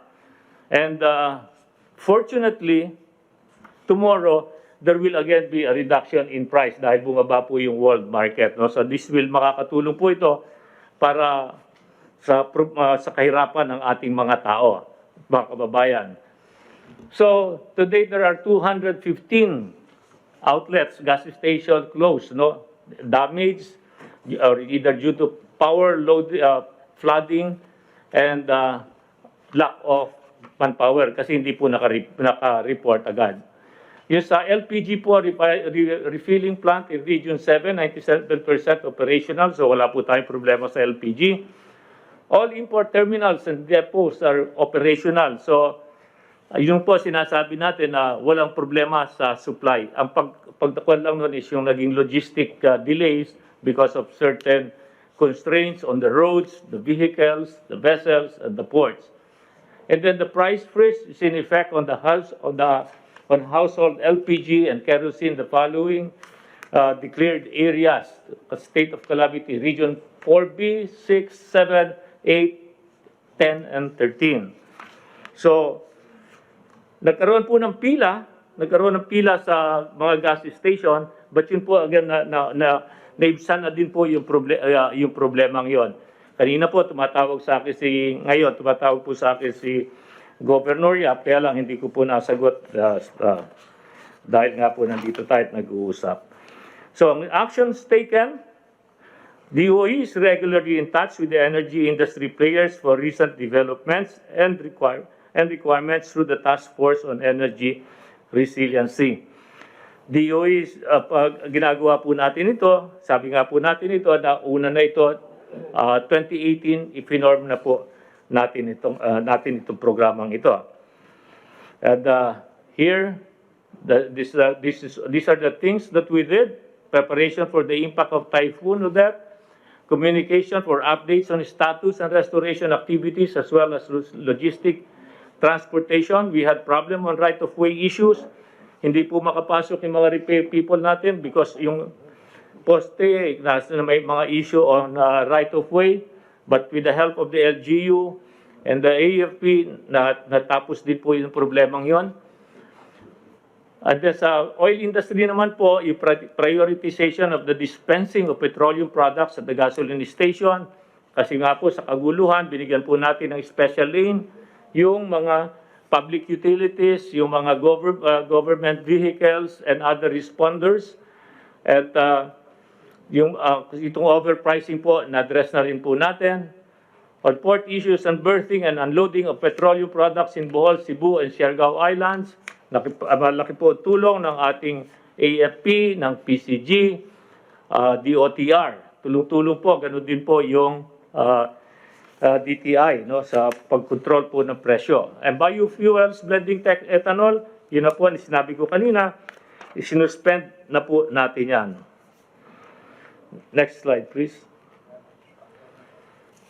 So, ito pong way forward natin, paano po ba? Lagi tayong binibisita ng typhoons, para sabi ko nga po dito, para tayo nagtutumbang preso.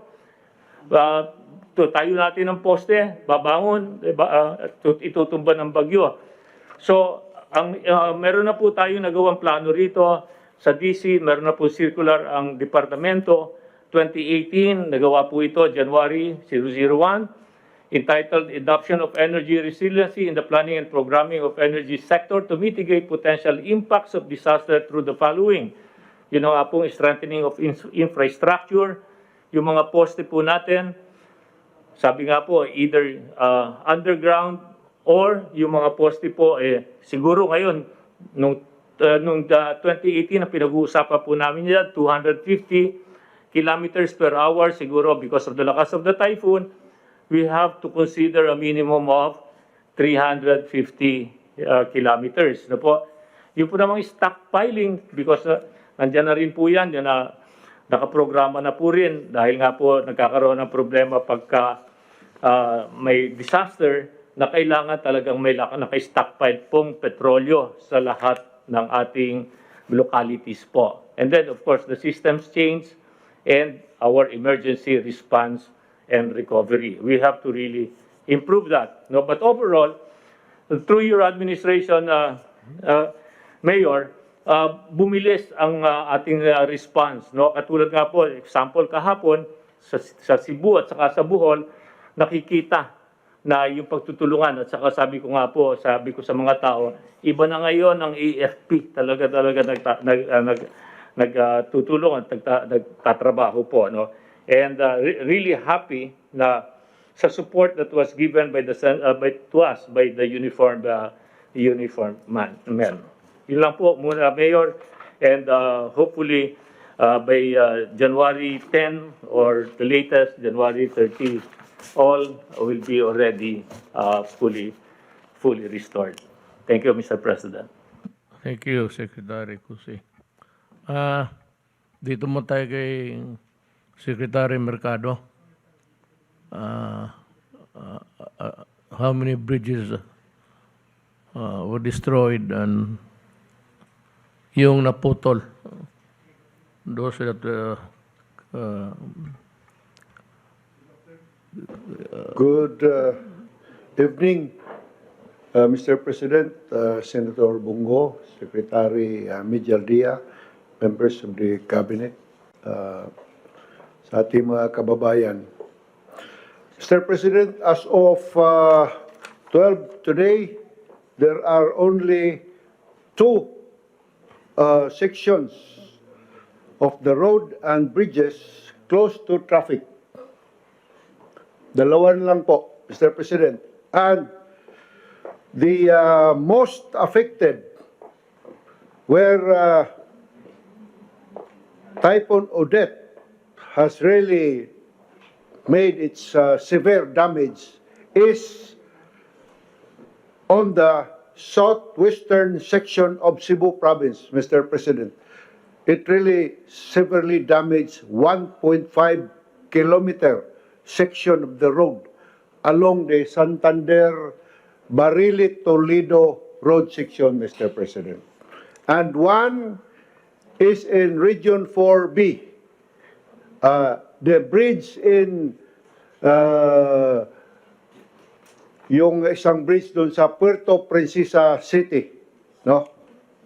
So that is the major damage. Ito talaga, Mr. President, and we will try our best to open it in 1 week, Mr. President, with a detour road to be constructed parallel within along the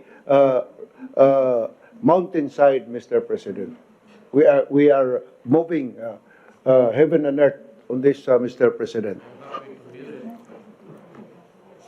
So let's go to the next slide. The of the 47 roads closed, we have cleared 45 national roads, Mr. President. These are closed because of damaged detour, collapsed slope, and pavement, Mr. President. Next. So, this is the status of our national roads. 2 road sections are closed to traffic due to damaged bridge and bridge approach, fallen trees and electric utility posts, debris, soil collapse, collapsed bridge abutment and pavement, washed out revetment and landslide. One in Region 4B and one in Region 7, Mr. President. Next. That is the appearance now of the Tagboros Bridge in Puerto Princesa, North Road, Mr. President. And as per my conversation with our district engineer last night, he promised that this bridge will be operational tomorrow, Mr. President. How do you propose to use it? Again, Mr. President? Yeah, putol kasi, it's damaged and Yeah.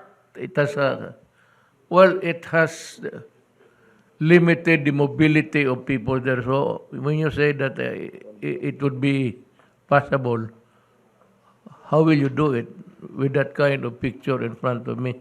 Yeah, Mr. President, as of the moment, they are filling the gap with filling materials, Mr. President, and putting up a revetment wall. No? And at the same time, they are channeling the river so that the flow of the river will not hit the filled portion of the bridge, Mr. President. So you say that it will be possible, Yes, Mr. that President. portion of okay. Yes, Mr. President. This will be possible tomorrow, Mr. President. Good. I am happy again. I'm full of happiness. Ay, madaanan. Yeah. We are really working hard because we understand that accessibility is really very important, Mr. President. And that is your marching order also, Mr. President. Okay.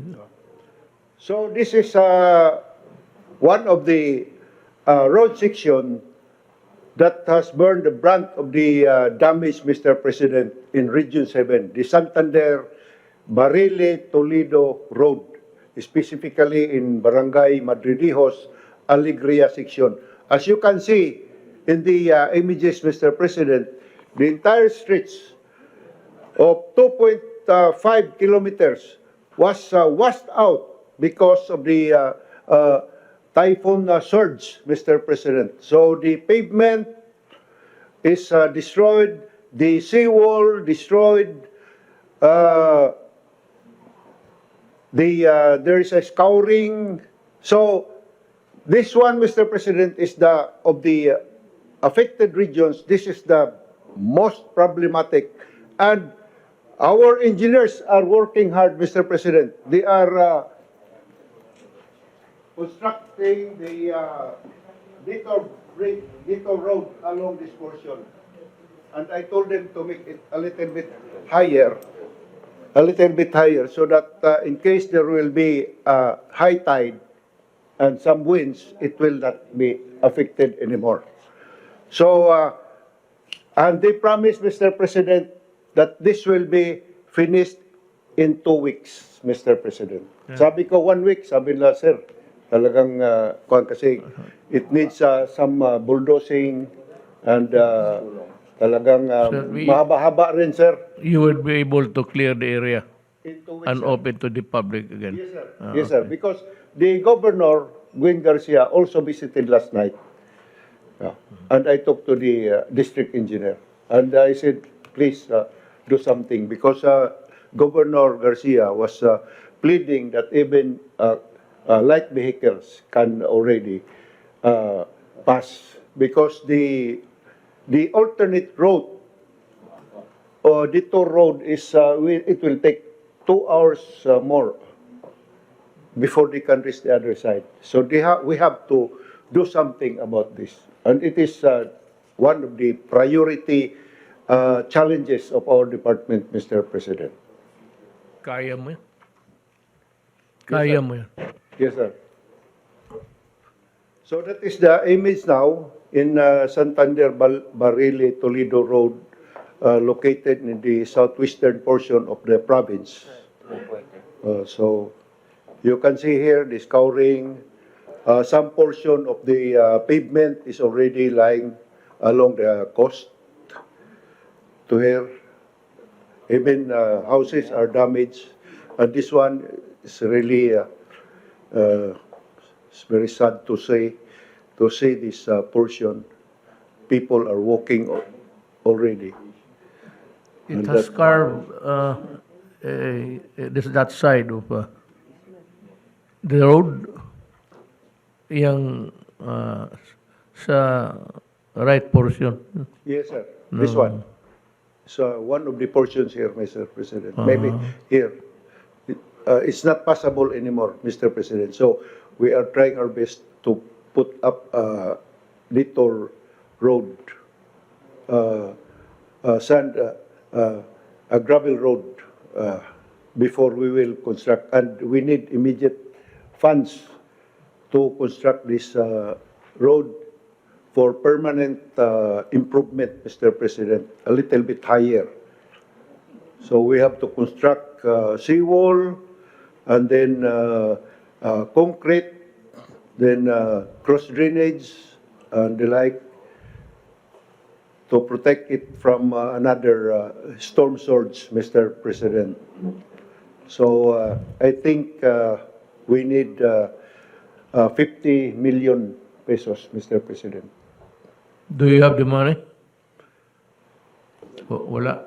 Well, we will try our best, Mr. President. I am calling the planning and the finance, and tomorrow we will continue to scour for money, and hopefully we can report to you that so that you will be happy, Mr. President. We will be resourceful. Yeah, but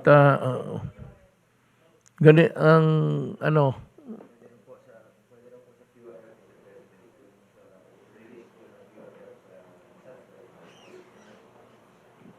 Yeah. Pwede raw pong, sabi ng DBM, pwede raw kunin sa QRF ng disaster fund. Qualified po yun doon. Yeah, we have requested for augmentation fund, Mr. President, from our savings. But I think because of the damage, we will amend our request and provide funds for this Santander Barile road section, Mr. President. the senator says that meron. QRF nyo po, sabi ng DBM, pwede na kunin. Para ma-repair kagad, Secretary. Yeah. Thank So, you, sir. Ging, if you have the money, how long, how fast can you do it? Ito, Mr. President, hindi lalampas ito ng mga 3 to 4 months. Massive infusion of equipments and overtime of our contractors. 4 months. Kasi talagang may maggawa ka ng seawall, you have to negotiate for these owners pa dito, sir. I-transfer pa itong mga bahay. I do not know kung papayag ba sila. We have to... Are they built using the easements? Yung bahay kasi malapit sa daan. There's an easement there. The houses are being erected Kaya nga, Mr. President, I issued a department order na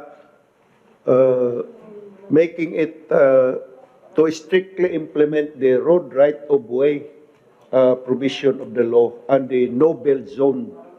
Kasi in a no-build zone, no structure should be built within the 40 meters from the center line going towards the shore.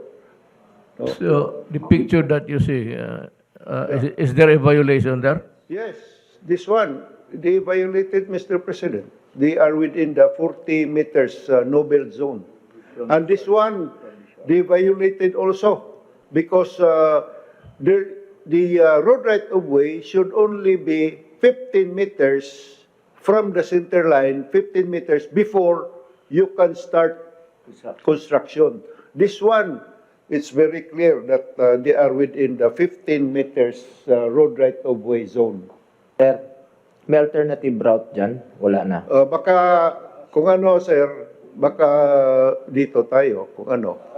O kasi kung Para- dito sa coastal, kakainin din yan ng ng malakas na alon. We will try our best to negotiate with them and convince them na mag-relocate na lang sila because I think talagang dangerous na ito dito, sir. Kakainin din, oh. Alam mo, pag tayo niya, when they built their houses there, they knew that they were occupying the easement rights of government. Kasi ano yan eh, parang nasa shoulder lang yan. Parang nasa shoulder lang ng... At saka ito, Mr. President, hindi ito isolated. Almost all our islands, shorelines, are experiencing this problem. Our people are building within the no-build zone and within the road right-of-way. Kaya mahirapan talaga tayo. Alam mo, contemporary times, ganito yan.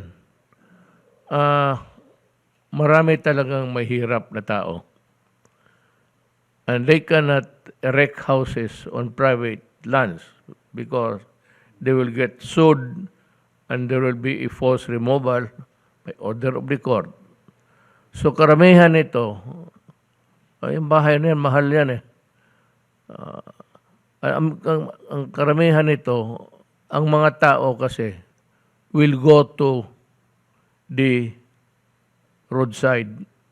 Kasi yan lang ang pwede nilang gamitin na alam nila sa gobyerno. So, yan ang ginagawa nila. Itong mga bahay na ito, yung talagang pinamahirap, those people living along just beside the highways, yun yung mga mahirap na walang malagyan ng bahay nila. At dito naman, alam mo, mahirap talaging yung trabaho mo kasi you are dealing with human beings at wala naman sila malagyan and they cannot be relocated. So if you intend to destroy that, is there a relocation site for them? We have to talk to our Secretary Del Rosario and GM sa Escalada, sir, of the National Housing Authority and the LGU also. Madali lang yan. Mabilis. I think that sila Ed and Escalada are doing their best. That's before Odette. Now, ngayon, if we are cleaning the highways there, you have to evict so many people. Walang mapuntahan. Just like there are two ways of doing it. They occupy the roadside easements or nandyan sila sa tubig, they build houses along the banks of rivers. Kaya yan ang that's the butt of the matter, frankly. Ganon ang nangyari. We cannot control because wala silang malagyan. At kung sisirain naman the long stretch of the road, maglipat lang yan ng layo-layo ng konti, tapos ganon din ang mangyari. Alam mo, you need to talk to the mayors and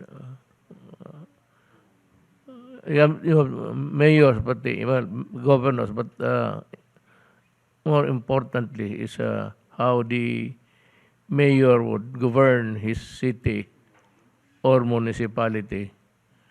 Kasi sila lang ang makaturo kung saan lilipat tong mga to. Ang akin kasi, I do not want to dismantle or to destroy houses unless there is a relocation site. Malaki nga ang problema mo dyan, sa totoo lang. When you begin to bulldoze those houses there, you have a problem in your hands, and that is a social problem actually. That is the problems that would confront government from doing its duty to the fullest. Ganon eh. Hindi kayo nagkulang. Kaya lang, ang mga tao, these are human beings, you just destroy a house and leave them outside. Ay, saan matutulog yan? Huwag ka natrapal. Kaya, kailangan mo ang mayor. Alam mo ko ang mayor, kung ginusto talaga niya ang syudad niya o munisipyo niya in order, he has to impose discipline. But for others, hindi rin talaga madala yung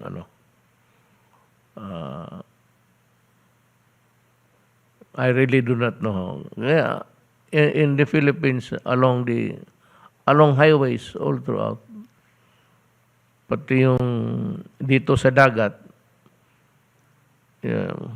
nandyan rin yung mga let's call a spade, mga squatters. Squatters, but they are Filipinos. And their only fault is that they are poor. And that is why we have to grapple with reality and how to go about fixing a place or building whatever infrastructure. Mahirap. Kausapin mo muna yung mayor bago mo sirain. Maybe if we can find a relocation site. But I am not in favor of starting to dismantle the houses. Kasi, Secretary, ito yung mga nowhere to go. If they are driven out of the spaces along the highways, they will look for a place to transfer to, and invariably the other option open for them is to look for rivers, and then they will start to build houses along rivers. And that is why when these catastrophes happen, they are the ultimate sacrifice dyan. Wala kasi tayong malagyan. There are just too many people that are really very poor. Wala lang makagawa ka ng bahay sa subdivision. So, 1 out of 1,000. The huge crowd of masses, walang malipatan. Ang mayor, pag hindi pumasok ang mayor, mahirapan ka talaga. It's the mayor. Alam, ikaw galing ka dyan eh. Pag sinabi ng mayor, ganon, at gagawin talaga niya. Hindi tayo pwede dito sa itaas. because we know the problem, we know the lack of space. But is the mayor who would look for a relocation site before you begin to destroy the houses, a place where they can transfer. But that would be another day to discuss.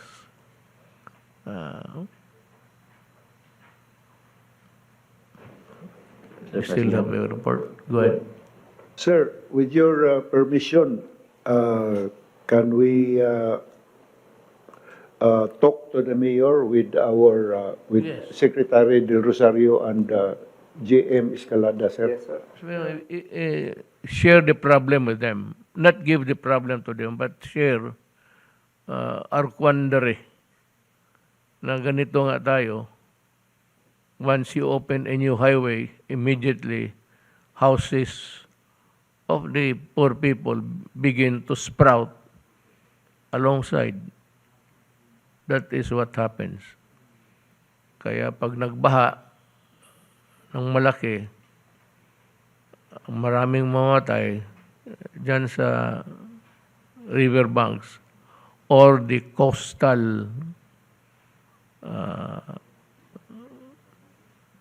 places where there are kasi libre. Hindi naman mapigilan kasi wala namang mapuntahan. That's the quandary that we have to face. I don't know itong mga ganito, how you would handle it. Yes. Hi, Mr. President. Sir, at this stage, nasa na tayo, sir? Nasa post-disaster needs assessment. So yung OCD po, pati ang NEDA, will now be finalizing yung post-disaster needs assessment to find out ano yung mga pangangailangan natin for rehab and recovery. So, in our post-disaster, Mr. President, kasama na yung may subcommittee tayo on infrastructure and then may subcommittee rin po tayo on shelter. Tanggalin mo yung mask mo, total. Bakunado ka man kaya. Yes, sir. Total, So, meron... hawa mo si Secretary Darlo. So meron po tayong subcommittee on infrastructure, then may subcommittee rin po tayo on shelter. So tama po kayo, sir, pag during the needs assessment, makikita natin not only the infrastructure na kailangan natin ayusin, but also yung mga paglilipatan ng matatamaan, lalo na sa mga no-build zones. And very important, sir, na Mr. President, na yung LGU. Usually yung counterparting dyan, yung LGU po yung mag-identify ng malilipatan to transfer itong mga affected families. And then yung shelter, ibibigay ng ating national government.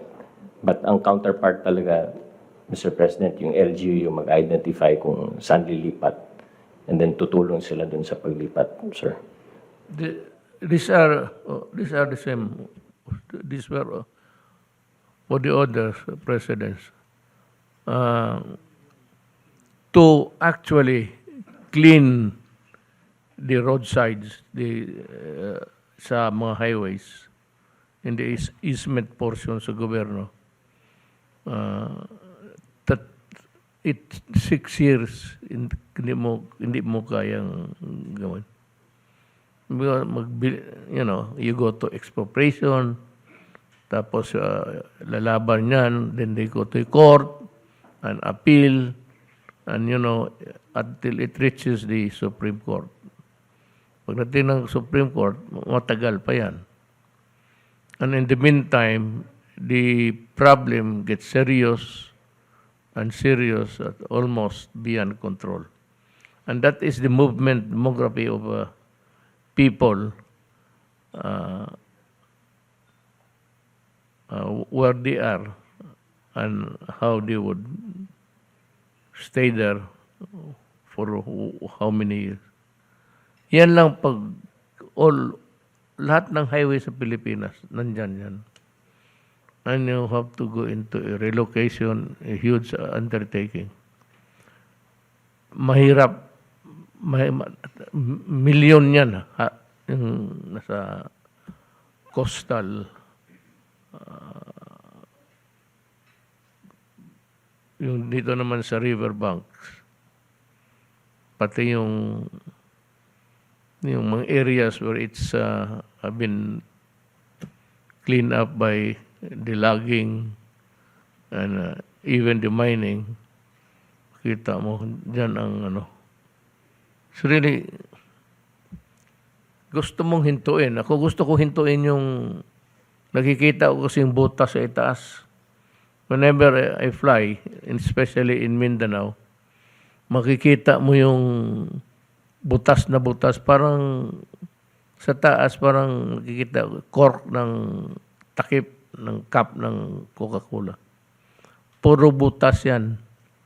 And again, you encounter so many objections also coming from itong kung ano ang gusto nilang mangyari.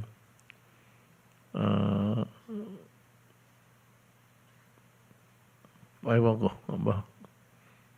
hard to solve, or it can never find a solution until all Filipinos are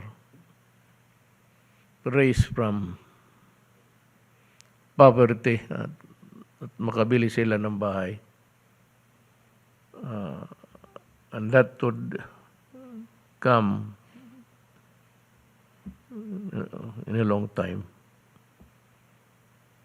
Ewan ko kung sinong makagawa yan. 6 years, kulang talaga.